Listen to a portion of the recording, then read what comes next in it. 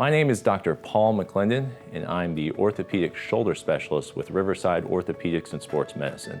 Today, I'm going to talk to you about a major advancement in shoulder replacement surgery that's changed my practice. The advancement I'm talking about is outpatient shoulder replacement. Outpatient shoulder replacement has been made possible by several key advancements. Number one, surgeries are faster.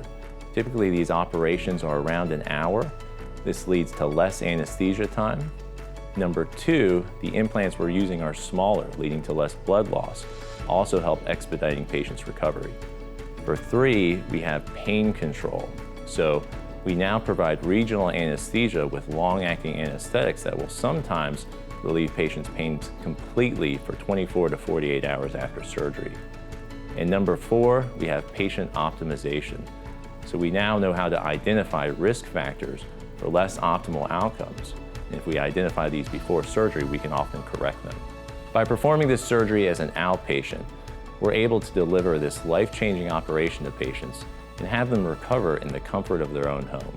What hasn't changed is you can still expect to receive the same high-quality care from a Riverside fellowship-trained orthopedic surgeon and his expert clinical team.